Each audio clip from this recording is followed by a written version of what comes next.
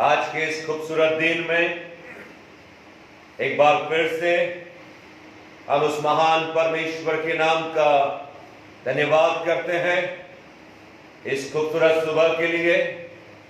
और परमेश्वर पिता, पुत्र, पवित्र आत्मा के नाम में इस आराधना को आरंभ करते हैं।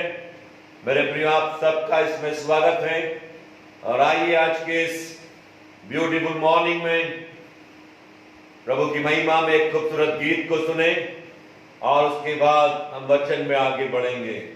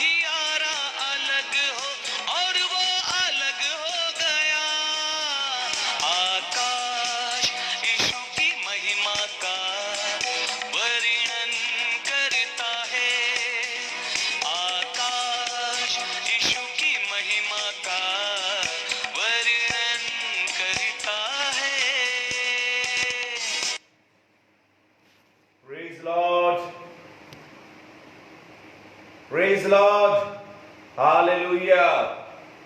हम प्रभु के नाम का धन्यवाद करते हैं आज के इस दिन में। और यदि आपके पास बाइबल है, मेरे साथ निकाल लें। चर्च ऑफ नॉर्थ इंडिया के एल्मनक और लेक्शनरी के अनुसार आज का जो सुसमाचार पाठ है वो पाया जाता है लूका उसका 24वां अध्याय और उसके 13 पद से 35 पद। लेकिन हम इसके कुछ पदों को पढ़ेंगे, पूरे नहीं पढ़ेंगे। बाकी आप घर पे हैं तो जरूर पढ़िएगा। Gospel of Saint Luke chapter 24 beginning verse from 13। और आप मेरे साथ पढ़ सकते हैं।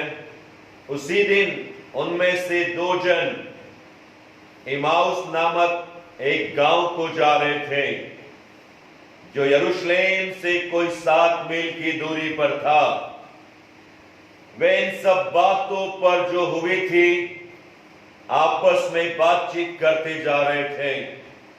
और जब वे आपस में बातचीत और पूछताछ कर रहे थे, तो यीशु आप पास आकर उनके साथ हो लिया। तो यीशु आप पास आकर उनके साथ हो लिया।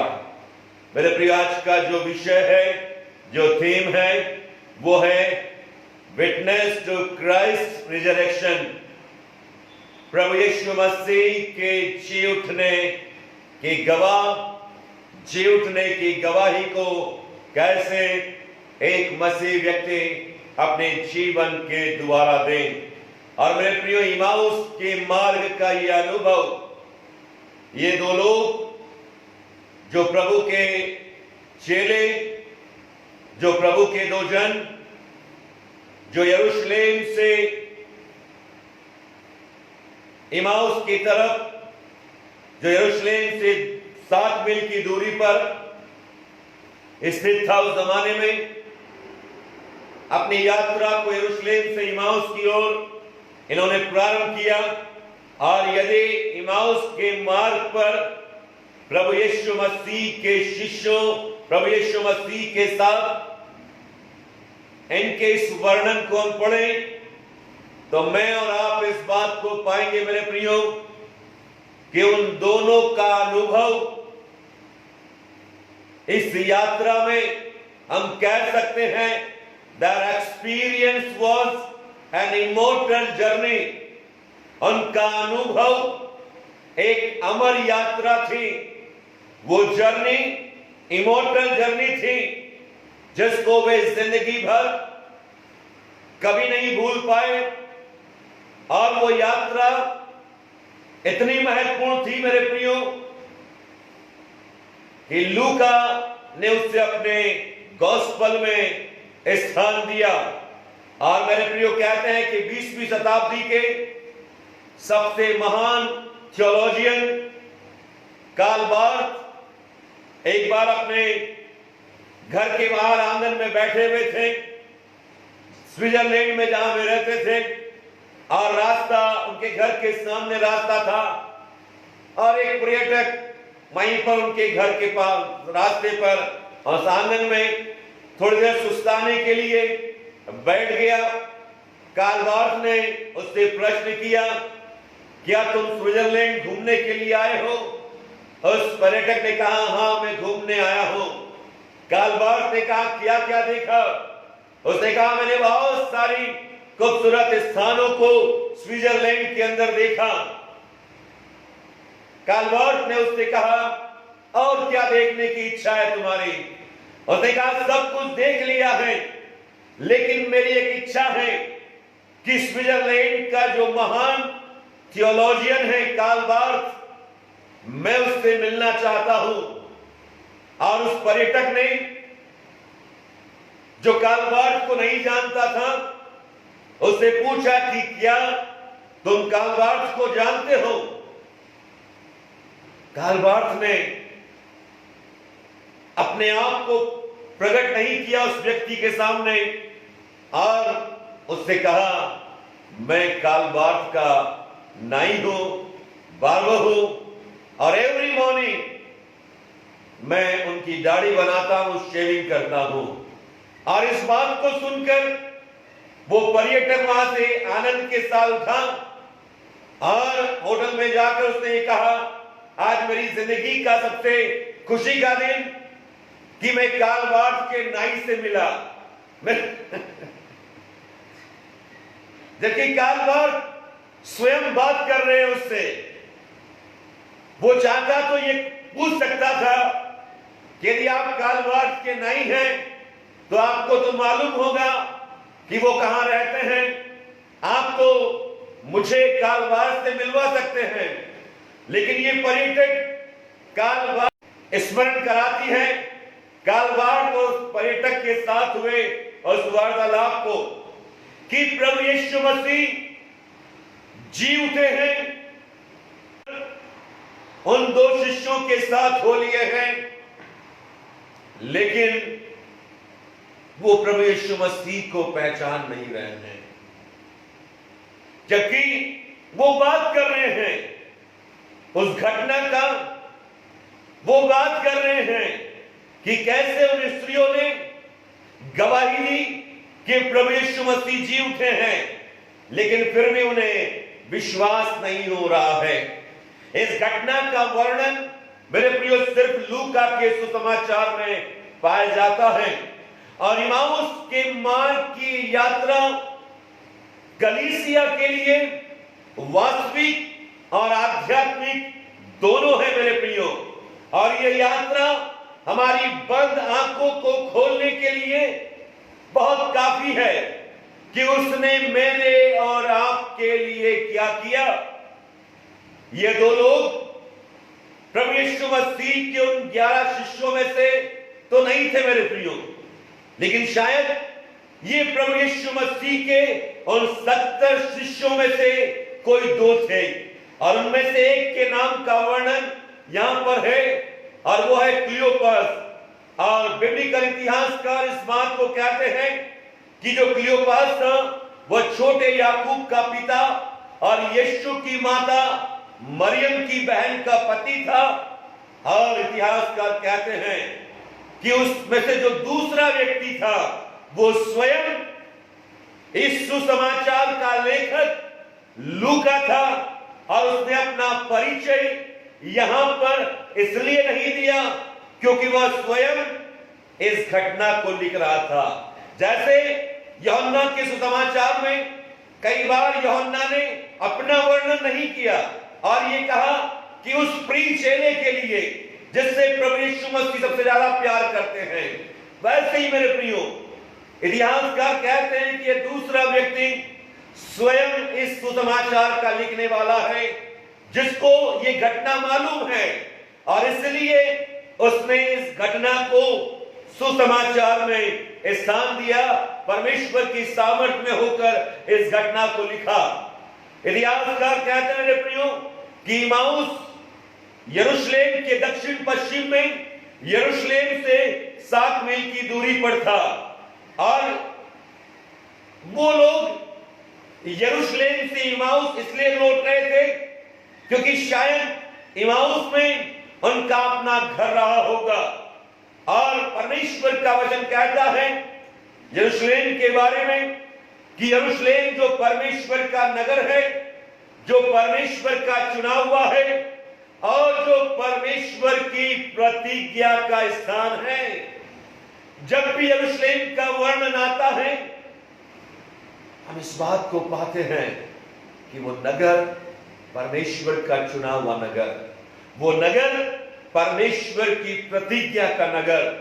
लेकिन मेरे प्रियो इमाउस का रास्ता प्रतीक है निराशा का।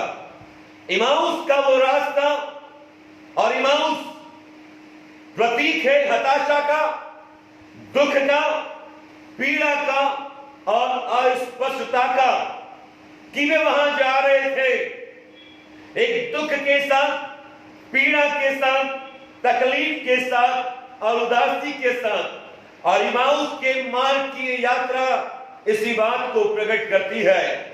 मेरे प्रिय जिंदगी में अक्सर मैं और आप भी कई बार यरूशलेम को छोड़कर, परमेश्वर के चुनाव को छोड़कर, परमेश्वर की प्रतिज्ञा को छोड़कर, परमेश्वर की उपस्थिति को छोड़कर हमारी जिंदगी में कई बार ऐसे पल आते हैं जब हम यरूशलेम को, जो परमेश्वर की प्रतिज्ञा का, उसके चुनाव का, उसकी उपस्थिति का प्रतीक है, उसे छोड़कर हम इमाउस की ओर बढ़ जाते हैं।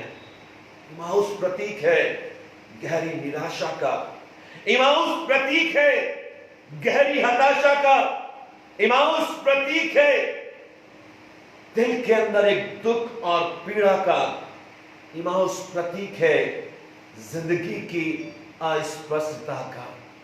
मेरे प्रियो, परमेश्वर का वचन कहता 13 पद में, उसी दिन, किस दिन? जिस दिन प्रभु मुर्दों में से जिंदा हुआ, वो दिन तो प्रभु के जी उठने का दिन था। वो दिन तो रिजॉइसिंग करने का दिन था। वो दिन तो शाउटिंग करने का दिन था। वो दिन तो विजय के उत्सव को मनाने का दिन था। लेकिन परमेश्वर का वचन कहता मेरे प्रियो कि उसी दिन, जिस दिन प्रभु यीशु मसीह मुर्दों में से जिंदा हुए, दो लोगों ने यरूशलेम को, प्रतिज्ञाओं को, चुनाव को, परमेश्वर की उपस्थिति को छोड़कर अपने आप को गहरे निराशा के गर्त में अपने आप को सौंप दिया, जो इमाउस रूपी मार्ग था। मेरे प्रियो, जो पहली महत्वपूर्ण बात है, 4 बातों को आज की सुबह में और आप देखेंगे। पहली महत्वपूर्ण बात जो 13 और 14 पद में है कि अकेलापन और एकाकीपन तो है, परंतु ये यात्रा एक विचारशील यात्रा है। Taking a lonely but thoughtful journey. इस यात्रा में अकेलापन है, इस यात्रा में निराशा है, इस यात्रा में तकलीफ है, इस यात्रा में पीड़ा है, इस यात्रा में दुख है। लेकिन मेरे प्रियो, उस अकेलेपन में भी परमेश्वर का वचन कहता है कि एक थॉटफुल जर्नी है, एक विचारशील यात्रा है। यहां पर 2 लोग अपनी आशा को खो चुके हैं, दुख और निराशा की हकीकत में डूब चुके हैं। जिंदगी में बहुत सारे लोगों के अंदर एकाकीपन, खालीपन, अकेलापन आता है, महसूस करते हैं। और वर्तमान में तो मेरे प्रियो, ये बातें दुनिया के अंदर वास्तविक हैं। जब बहुत सारे लोग इस महामारी के कारण एकाकीपन, खालीपन, निराशा, हताशा, जिंदगी की अस्पष्टता को, भविष्य के अंदर गहरे अंधकार को महसूस कर रहे हैं। मेरे प्रियो, क्या आप भी जिंदगी के अकेलेपन में, एकाकीपन में, निराशा में, दुख और पीड़ा में डूबे हुए हैं? परमेश्वर का वचन कहता है कि उस अकेलेपन में, एकाकीपन में, उस गहरे दुख और निराशा में जिस यात्रा में आप आगे बढ़ते हैं, यह भी महत्वपूर्ण है कि मैं और आप क्या सोचते हैं, मैं और आप क्या सोच रहे हैं। क्योंकि परमेश्वर का वचन कहता है कि जो हम सोचते हैं वही मायने रखता है। वो सोच ही हमारी जिंदगी को मंजिल तक लेकर जाती है। बहुत सारे लोग निराशा और हताशा में आत्महत्या कर लेते हैं, गलत कदमों को उठा लेते हैं। कल एक न्यूज में देख रहा था मेरे प्रियो, एक कंट्री में एक व्यक्ति ने इस डर से कि कहीं उसे कोरोना पॉजिटिव तो नहीं है, उसने आत्महत्या कर ली। उस महामारी का डर उसकी जिंदगी को एक गहरी निराशा में लेकर गया और वो निराशा उसे सुसाइड तक लेकर गई। उसने आत्महत्या कर ली। मेरे प्रियो, महत्वपूर्ण है कि उस निराशा की यात्रा में हम क्या सोचते हैं। लिखा, उसी दिन उनमें से 2 जन इमाउस नामक गांव की ओर जा रहे थे, जो यरूशलेम से कोई 7 मील की दूरी पर था। लेकिन गौर करने वाली बात है मेरे प्रियो कि वे इन सब बातों पर जो हुई थी आपस में बात कर रहे थे। कई बार हम भी अपने जीवन में यरूशलेम से इमाउस की यात्रा पर निकल पड़ते हैं, लेकिन महत्वपूर्ण बात यह है कि वो यात्रा क्या थॉटफुल, वो यात्रा क्या विचारपूर्ण या विचारशील यात्रा है। लिखा है, वे आपस में उन घटनाओं की बात कर रहे थे जो शुभ शुक्रवार के दिन मसीह यीशु के साथ हुई, वे उन घटनाओं की बात कर रहे थे कि कैसे उनके प्रभु को शास्त्रियों और फरीसियों ने षड्यंत्र के साथ क्रूस पर चढ़ा दिया। वो बात कर रहे थे उस गहरी निराशा में कि सुबह उन महिलाओं ने आकर और उन्हें स्तब्ध कर दिया, आश्चर्यचकित कर दिया कि यीशु की देह कब्र में नहीं है। स्वर्गदूत से उनकी मुलाकात हुई और यीशु जी उठा है, लेकिन उन्होंने विश्वास नहीं किया।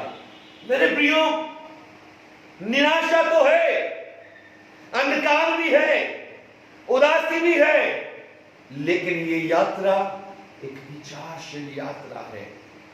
महत्वपूर्ण यह है मेरे प्रियो कि हम जिंदगी की ऐसी विपरीत परिस्थितियों में जब घिरते हैं, क्या सोचते हैं, हमारी सोच हमारी मंजिल को और हमारे अंजाम को निर्धारित करती है। एक मशहूर लेखक फिलिप यांसी ने, जो क्रिश्चियन लेखक है, फिलिप यांसी ने एक किताब लिखी जिसका शीर्षक था ईश्वर के साथ निराशा, परमेश्वर के साथ निराशा। और उस पुस्तक में वह 3 प्रश्नों का उत्तर देते हैं कि क्या परमेश्वर अन्यायपूर्ण है? Is God unfair? क्या परमेश्वर चुप है? Is God silent? क्या परमेश्वर छिपा हुआ है? Is God hidden? मेरे प्रियो, हमारी जिंदगी में, लोगों की जिंदगी में ऐसा समय आता है जब लोग अपने प्रियों को खो देते हैं, क्योंकि इन शिष्यों ने यह महसूस किया कि उनका प्रभु क्रूस के ऊपर चढ़ा दिया गया है। उन्होंने अपने प्रभु को खो दिया है, अपने प्रिय को खो दिया है। बहुत सारे लोग मेरे प्रियो इन दिनों में इस बात को महसूस कर रहे हैं कि उन्होंने अपने प्रियों को खो दिया है, अपने परिवार को खो दिया है, अपनी माँ को, अपने पिता को, पति ने पत्नी को, पत्नी ने पति को, बच्चों ने माता पिता को, माता पिता ने बच्चों को खो दिया है। और ऐसे समय बहुत सारे लोग महसूस करते हैं कि is God unfair? Is God silent? Is God hidden? परमेश्वर कहां है? परमेश्वर क्या अन्यायपूर्ण है? परमेश्वर क्यों खामोश है? मेरे प्रियो, परमेश्वर का वचन कहता है जिंदगी की निराशा और हताशा में जब हम विचार करते हैं उसकी करुणा और उसकी दया पर, परमेश्वर का वचन कहता है वो हमारी जिंदगी के अंदर आ उपस्थित होता है। जैसे वो इन 2 शिष्यों के साथ हुआ। ये बात कर रहे थे कि उनके प्रभु के साथ क्यों हुआ, ये बात कर रहे थे कि परमेश्वर क्यों चुप था, ये बात कर रहे थे कि परमेश्वर क्यों अनफेयर हो गया, ये बात कर रहे थे कि परमेश्वर क्यों साइलेंट था उस समय। ऐसे ही समय मेरे प्रियो, परमेश्वर का वचन कहता है यीशु उनके साथ आ उपस्थित हुआ। संत अगस्तीन ने कहा, ए ईमान लाने वालों, तुम उस चीज पर ईमान लाओ जो तुम नहीं देखते। हे ईमान लाने वालों, तुम उस चीज पर ईमान लाओ जो तुम नहीं देखते। जबकि तुम ईमान लाए हो तो जरूर खुदा से बरकत पाओगे, तो जरूर खुदा से बरकत पाओगे। दूसरी जो महत्वपूर्ण बात है मेरे प्रियो कि जिंदगी के कठिन प्रश्नों का उत्तर प्रभु यीशु मसीह के पास है। 15 से 17 पद में यदि आप पढ़ें, वहां पर परमेश्वर आंसरिंग करता है, कंसीडरिंग करता है उन क्रिटिकल क्वेश्चंस को, और परमेश्वर प्रभु यीशु मसीह उनके साथ होकर पूछता है। उसने उनसे पूछा, ये क्या बातें हैं जो तुम कर रहे हो? उसने उनसे पूछा, क्या हुआ है? वो कौन सी बात है जो यरूशलेम में हुई है? और उसने प्रश्न में उत्तर दिया लास्ट में, क्या अवश्य न था कि मसीह को उठाकर वो अपनी महिमा में प्रवेश करता? लिखा है उसने उनसे, परंतु उसने उनकी आंखें बंद कर दी कि उसने उनसे वो पहचान न सके। यीशु ने उनसे पूछा, ये क्या बातें हैं जो तुम चलते चलते आपस में करते हो। लिखा है वे उदास से खड़े रह गए। जब यीशु ने यह प्रश्न किया कि ये क्या बातें हैं जो तुम कर रहे हो, लिखा है वो दोनों उदासी से भर गए, पीड़ा से भर गए, तकलीफ से भर गए। शायद उनकी आंखों से आंसू निकल रहे होंगे। मेरे प्रियो, वो उदासी से एक पल के लिए रुक गए और उन्होंने कहा,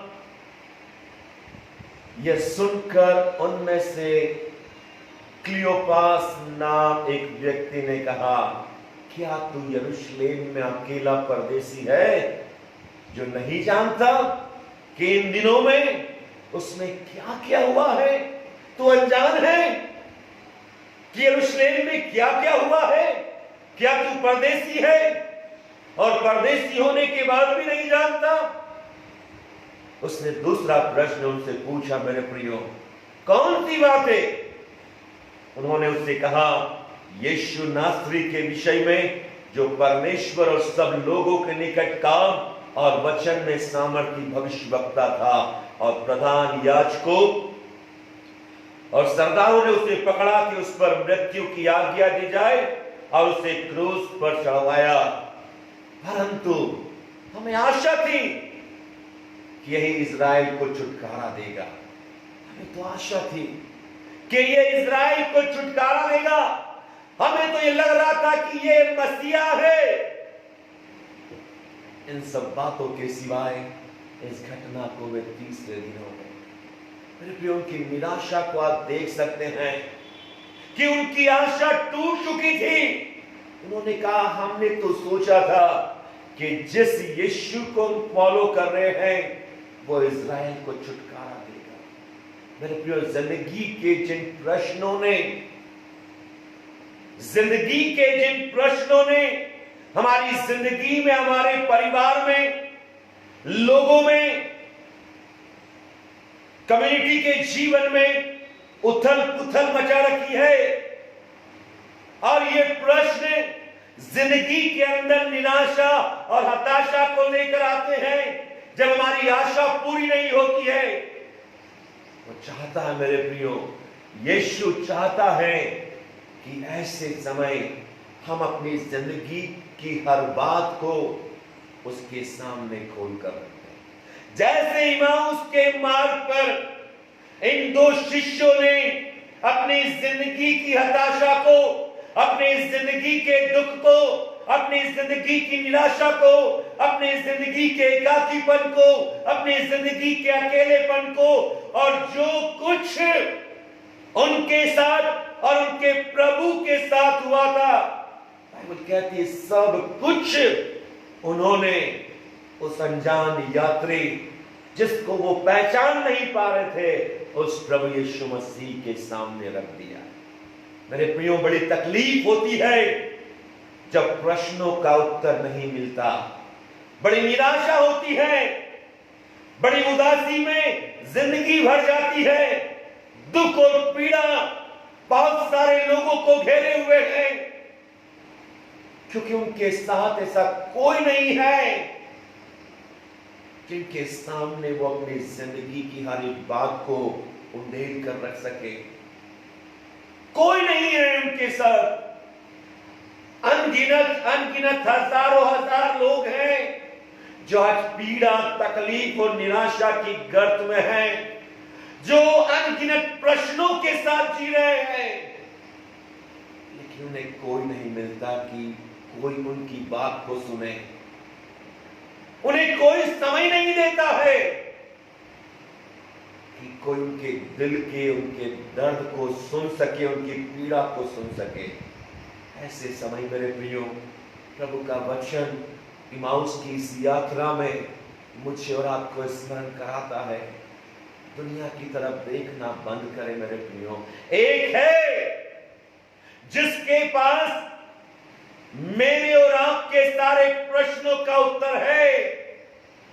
एक है जो सब कुछ सुनने को तैयार है।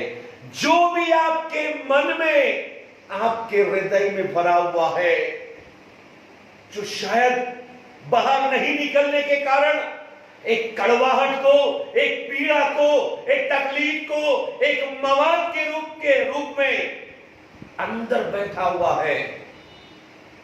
आपके अंदर के घावों को कोई देखना नहीं चाहता।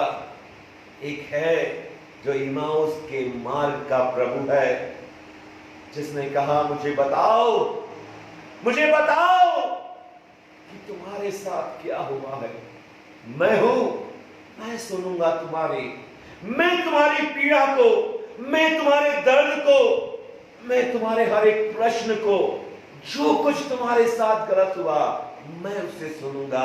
जो मवाद तुम्हारी जिंदगी के अंदर भरा हुआ है, जो तुम्हें तकलीफ दे रहा है, जो तुम्हें जलन दे रहा है, जो तुम्हें पीड़ा दे रहा है, मेरे प्रियो एक है जो इम्माउस के मार्ग का भी प्रभु है। वो कहता मुझे बताओ तो सही, मुझे सुनाओ तो सही। कोई बात नहीं मेरे बेटे, कोई बात नहीं मेरी बेटी, यदि दुनिया के अंदर तेरी आवाज को, तेरी पीड़ा को, तेरी तकलीफ को यदि कोई नहीं सुनता, कोई बात नहीं। मैं इम्माउस के मार्ग का वो प्रभु हूं, मैं वो पुनरुत्थित यीशु हूं, जिसने इम्माउस के मार्ग पर उन दो लोगों की पीड़ा की और उनकी तकलीफ को, उनकी उदासी को और उन सारी बातों को सुना। मैं तुम्हारी बातों को भी सुनने के लिए तैयार हूं। मेरे प्रियो, उंडेल दीजिए उस मवाद को, उस पीड़ा को, उस कड़वाहट को, जो अंदर ही अंदर बहुत सारे लोगों की जिंदगी को खाए जा रही है, समाप्त किए जा रही है, गलत डिसीजन लेने पे मजबूर कर रही है। उन सारी बातों को यीशु के सामने उंडेल दीजिए आज की सुबह, क्योंकि वो इम्माउस के मार्ग का वो जीवित प्रभु है, जो मेरी और आपकी हर एक बात को सुनने के लिए तैयार है। तीसरी जो महत्वपूर्ण बात है मेरे प्रियो, जो 28 से 32 पद में है, वो है एक्सपीरियंस द बर्निंग ट्रूथ। जलती हुई सच्चाई का अनुभव करना। जब वो घर में पहुंचे, वो तो आगे निकल जाना चाहता था, लेकिन उन दो लोगों ने सोचा, जिसने हमारी सारी पीड़ा को, जिसने हमारी तकलीफ को सुन लिया, जिसने हम पर प्रकट किया, जिसने मूर्ख का हम पर प्रकट किया कि कैसे मसीह दुख उठाएगा, और मूसा की किताबों से लेकर भजनकार और नबियों की किताबों से जिसने मसीह के दुखों को एक्सप्लेन किया और कैसे वो महिमा के साथ जी उठेगा, उसको एक्सप्लेन किया। वो तो आगे निकल जाना चाहता था, लेकिन उन्होंने अपने घर में रोक लिया। और परमेश्वर का वचन कहता, जब रोटी तोड़ी गई प्रभु के द्वारा, लिखा है, तब उन्होंने प्रभु को पहचान लिया और वो बात करने लग गए। 32 पद में, They asked each other, उन्होंने एक दूसरे से कहा, Were not our hearts burning within us while he talked with us on the road and opened the scriptures to us?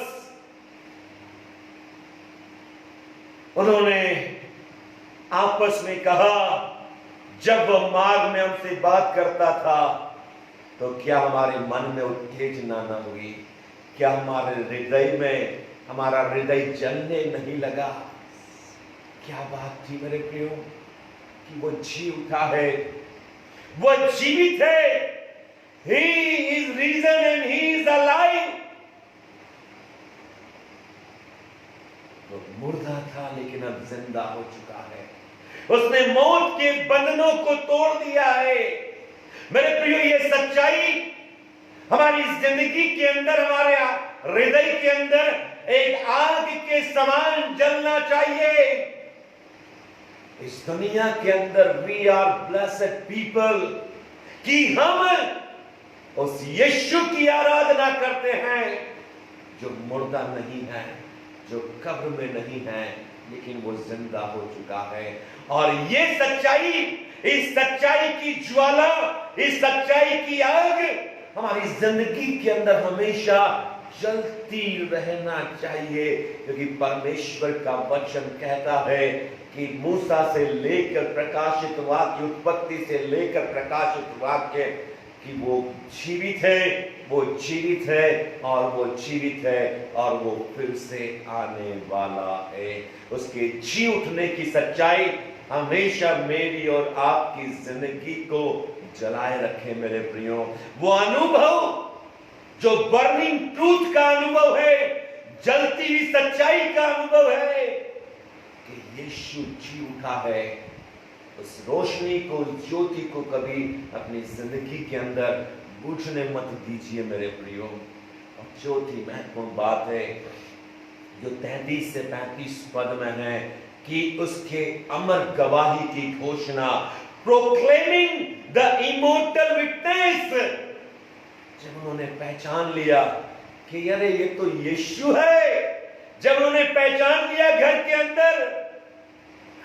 के अंदर कितने अद्भुत बात है कि घर के अंदर जब यीशु था, उन्होंने पहचान लिया जहां 2 या 3 मेरे नाम से इकट्ठा होंगे, मैं उनके मध्य में होऊंगा। यीशु ने अपने आप को उनके घर के अंदर प्रकट किया कि वो जीवित है। मेरे प्रियो, मेरा और आपका घर आज चर्च बन चुका है, हाउस ऑफ प्रेयर बन चुका है। आज की सुबह प्रभु अपने आप को और अपने जीवित होने की सच्चाई जहां पर आप अपने घर में बैठे हैं वहां पर प्रकट करना चाहता है। प्रभु आपके साथ संगति करना चाहता है। प्रकाशित वाक्य 3:20, एक मैं घर के दरवाजे पर बाहर खड़ा खटखटाता हूं। वो बाहर नहीं चाहता संगति, वो आपके अपने घर के अंदर आपके साथ संगति करना चाहता है, ताकि आप उसके पुनरुत्थान की सामर्थ को पहचान सके, ताकि आप उसके पुनरुत्थान की सामर्थ की आशीष को पा सकें। और यदि आपके साथ आपके घर के अंदर यीशु है, इससे बड़ी जिंदगी की आशीष क्या हो सकती है? इससे बढ़कर कोई आशीष नहीं है। और ये तो गवाही की बात है, क्योंकि लिखा है जब उन्होंने उसे पहचान लिया, लिखा है वे उसी घड़ी उठकर यरूशलेम को गए। शाम हो चुकी थी मेरे प्रियो, शाम हो चुकी थी। संध्या के समय यीशु उनके घर पहुंचा, रात हो चुकी थी। लेकिन यीशु के 29 पद में लिखा है कि शाम हो चुकी थी, दिन बहुत ढल गया और संध्या हो चुकी थी। लेकिन जब उन्हें मालूम पड़ा कि उनका प्रभु मुर्दों में से जी उठा है, उस गवाही को लोगों तक सुनाने के लिए वो सुबह तक इंतजार नहीं कर सके। मेरे प्रियो, 2000 साल के पहले का रास्ता 7 मील दूर यरूशलेम से, लेकिन उस सच्चाई को यीशु के चेलों को और यरूशलेम के अंदर लोगों को बताने के लिए बाइबल कहती है वो रात को ही उन्होंने इमाउस छोड़ दिया। रात को ही उन्होंने उस निराशा के स्थान को, उस दुख और पीड़ा और तकलीफ के स्थान को छोड़ दिया। और वापस जब उन्होंने पहचान लिया यीशु जिंदा है, लिखा है रात उनके कदमों को रोक नहीं पाई। रात का वो गहरा अंधेरा, इमाउस के मार्ग पर कोई स्ट्रीट लाइट नहीं लगी थी मेरे प्रियो, कि वो 7 मील की यात्रा स्ट्रीट लाइट में पूरा कर लेते। घना अंधकार था उस रास्ते पर, लेकिन पुनरुत्थान की सच्चाई उनके कदमों को घने और गहरे अंधकार से भरे हुए रास्ते में नहीं रोक पाई। वो रात का काला अंधकार दिन की रोशनी बन गया उनके लिए, क्योंकि वो पुनरुत्थान की सच्चाई को समझ चुके थे। वो यीशु को पहचान चुके थे कि वो जीवित हो चुका है, और कोई रात का कोई अंधकार, रात कोई लंबा रास्ता, कोई रुकावट अब उनके कदमों को वापस यरूशलेम में जाने से नहीं रोक पाया। प्रभु यीशु की गवाही देने से नहीं रोक पाया कि यीशु जीवित है और वह जीवित हो चुका है। प्रभु ने यूहन्ना 15:17 में कहा था उसे, और तुम भी गवाह हो क्योंकि तुम आरंभ से मेरे साथ रहे हो। मेरे प्रियो, इमाउस के मार्ग का वो अनुभव अद्भुत अनुभव है। क्या वो अकेले तो हैं, लेकिन एक थॉटफुल यात्रा कर रहे हैं। एक यात्री को, अनजान यात्री है, वो पहचान नहीं पा रहे हैं, लेकिन सब कुछ उंडेल कर रख दिया है कि उनके खुदा के साथ, उनके गुरु के साथ, उनके प्रभु के साथ, जिसके ऊपर उनकी आशा थी कि इज़राइल का छुटकारा करेगा, इज़राइल को आजाद करेगा, जिस पर आशा थी कि तो मसीहा है, उसको मार दिया लोगों ने। जो कुछ अंदर भरा था मेरे प्रियो, सब उंडेल दिया प्रभु के सामने। और परमेश्वर का वचन कहता है, परमेश्वर का वचन कहता मेरे प्रियो कि जब उन्होंने उंडेला उस घर के अंदर, यीशु ने उस सच्चाई को प्रकट किया कि वो जीवित है। उन्होंने कहा, जब वो हमसे बात कर रहा था, वचन की शिक्षा में दे रहा था, हमारे हृदय जल नहीं गए? सच्चाई की आग हमारी जिंदगी के अंदर नहीं लग गई? प्रभु कहते हैं, तुम भी गवाह हो मेरे प्रियो। मेरा और आपका जीवन उसके जी उठने की, उसके पुनरुत्थान की गवाही को देने वाली जिंदगी होना चाहिए। And you shall give testimony. मैं, मुझे और आपको अपने जीवन से उसकी जी उठने की गवाही देने की आवश्यकता है। वो चाहता है मेरे प्रियो, इमाउस के मार्ग का ये एक्सपीरियंस, जो इमोर्टल एक्सपीरियंस है उनके लिए, जो इमोर्टल जर्नी है उनके लिए, जो उनकी जिंदगी के लिए एक अमर गाथा बन चुकी है। इतिहासकार कहते हैं कि वो तो दूसरा यात्री लूका स्वयं था। कितना गहरा अनुभव, कितनी गहरी अनंत की यात्रा के इमाउस के उस निराशा से भरे रास्ते में उन्होंने प्रभु यीशु मसीह को पा लिया। मेरे प्रियो, वो यीशु चाहता है कि हमारा अनुभव उसकी पुनरुत्थान की सच्चाई के साथ, मेरा और आपका अनुभव उसके साथ so real, so moving, so life changing हो कि हम भी दूसरों को बताएं, ताकि उसके पुनरुत्थान की सामर्थ के द्वारा औरों को जिंदगी मिल सके, औरों की जिंदगी परिवर्तित हो सके। उस पुनरुत्थान की सामर्थ में होकर हम प्रार्थना करें। वो पुनरुत्थान की सच्चाई, वो पुनरुत्थान की सामर्थ, वो पुनरुत्थान का रियल अनुभव, वो पुनरुत्थान की रियल सच्चाई, वो पुनरुत्थान की लाइफ चेंजिंग विटनेस ना सिर्फ मेरी और आपकी जिंदगी को बचाने में सामर्थ्य है मेरे प्रियो, लेकिन बाइबल कहती है कि यदि हम उसमें होकर प्रार्थना करेंगे, परमेश्वर इस ब्रोकन वर्ल्ड को आशीष देगा। आइए प्रार्थना करें, अपने आप को तैयार करें, अपने आप को तैयार करें मेरे प्रियो। अपनी आंखों को बंद करें।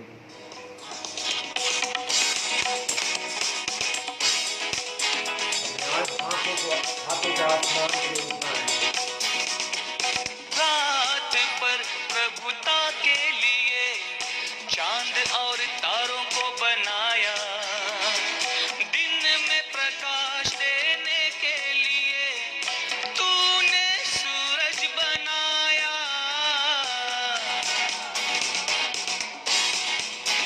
हो रात पर प्रभुता के लिए चांद और तारों को बनाया, दिन में प्रकाश देने के लिए तूने सूरज बनाया।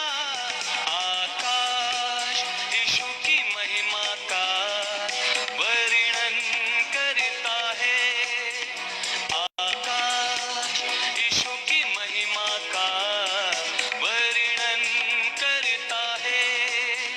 पृथ्वी यीशु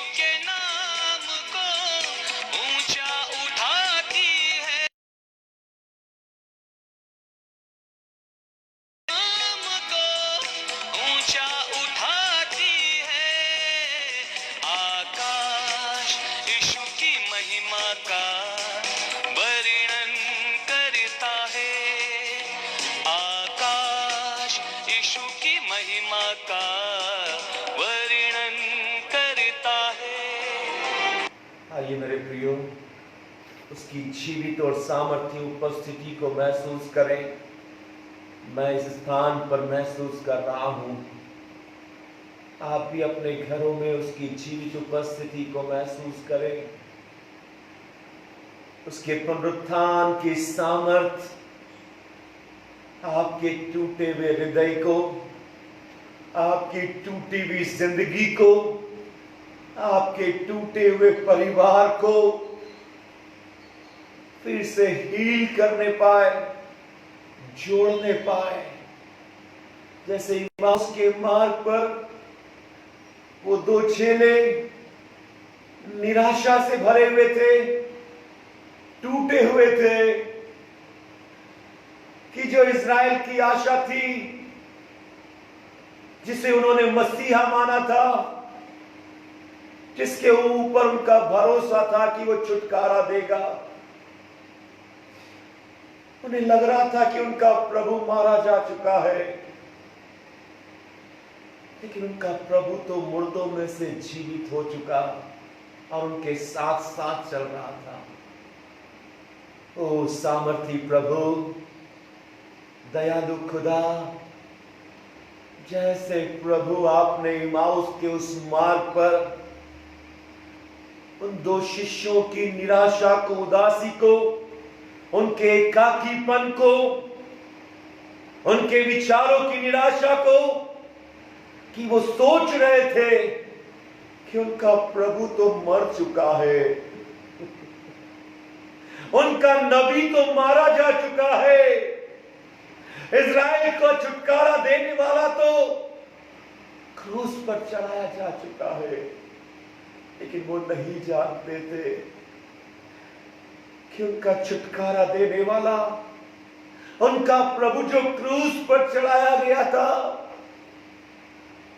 वो जीवित हो चुका है। उनकी टूटी हुई जिंदगी को रिपेयर करने के लिए, उन्हें आशीष देने के लिए प्रभु एक एक प्रिजन जो इस समय इस प्रार्थना में है, प्रभु आप हर एक को आशीष दे, आशीष दे प्रभु। जो कुछ हमारे अंदर है, जो एक कड़वाहट को, पीड़ा और तकलीफ को पैदा कर रहा है, यीशु के नाम से वो सब बाहर निकलने पाए। प्रभु यीशु मसीह के नाम से हमारे टूटे हृदय रिपेयर होने पाए। यीशु के नाम से हमारी टूटी हुई जिंदगियां रिपेयर होने पाए। यीशु के नाम से, यीशु के नाम से हम अपने घरों के अंदर तेरी रियल सामर्थ को, लाइफ चेंजिंग एक्सपीरियंस और प्रेजेंस को इस समय उपस्थित करने, इस समय महसूस करने पाए प्रभु जी। खुदा हम सब मिलकर, चाहे हम शरीर से दूर हैं, लेकिन आत्मा में, पवित्र आत्मा में एक होकर प्रार्थना करते हैं, खुदा इस टूटे हुए संसार पर दया करे। लाखों लाख लोग हैं खुदा जिनकी जिंदगियां इस महामारी के कारण टूट चुकी है, ब्रोकन हो चुकी है। ये संसार जस्ट लाइक ब्रोकन वर्ल्ड हो गया है प्रभु, जहां लोगों को कोई निराशा, जहां लोगों की जिंदगी में निराशा ही निराशा है। मेरे प्रभु खुदा, इस टूटे हुए संसार पर दया कर प्रभु, इस ब्रोकन वर्ल्ड को हील करे प्रभु, रिपेयर करे प्रभु, शांति दे प्रभु, दया करे, दया करे। लोगों की टूटी हुई जिंदगियों को आप फिर से बना दे प्रभु। जिनकी आंखों में आंसू है, प्रभु अपनी उपस्थिति से उनके आंसुओं को पोंछ दे, उनके टूटे हृदयों को जोड़ दे, उन्हें शांति दे प्रभु। हमारे देश को आशीष दे प्रभु। जो लोग संक्रमित हैं उन्हें चंगाई दे प्रभु। जिन्होंने अपने प्रियों को खो दिया है, जो टूटे और पीसे हुए हैं, उन्हें शांति दे खुदा, उन्हें शांति दे। तमाम doctors, nurses, medical staff, non medical staff, police और प्रशासन जो पूरे देश में प्रभु इस महामारी से पीड़ित लोगों की सेवा में लगे हुए, उन्हें बचाने में लगे हुए हैं प्रभु, ऐसे तमाम जो समाज के हीरो बनकर सामने आ रहे हैं प्रभु, जो फ्रंट लाइनर बने हुए हैं प्रभु, उनकी जिंदगी को आप सुरक्षा प्रदान करें प्रभु, उन्हें सुरक्षा दें। हमारे प्रदेश की सरकार को, हमारे देश की सरकार को आप आशीषित करें, उनके प्रयासों को जो इस महामारी को रोकने के लिए वो करते हैं, आशीषित करें प्रभु। इस ब्रोकन वर्ल्ड पर, इस टूटे संसार पर तेरे पुनरुत्थान की सामर्थ को रिलीज करने खुदा, तेरे पुनरुत्थान की सामर्थ के द्वारा सब कुछ ठीक हो जाए। जैसे प्रभु इमाउस के मार्ग की वो यात्रा जो निराशा से, दुख से भरी हुई थी, यीशु का दर्शन पाकर पुनरुत्थान की सामर्थ के द्वारा वो यात्रा आशीष में बदल गई, जीवन में बदल गई। ऐसे ही प्रभु लोग तुझे स्वीकार करें और यीशु के नाम से इस संसार की सारी परिस्थितियां आशीष में परिवर्तित हो जाए, आशीषमयी हो जाए। एक एक परिजन को प्रभु अपनी आशीष प्रदान करें। धन्यवाद के साथ सारा आदर, महिमा, गौरव आपको देते हैं और इस प्रार्थना को प्रभु यीशु मसीह के नाम में मांगते हैं। आमीन, आमीन, आमीन। Praise Lord, hallelujah.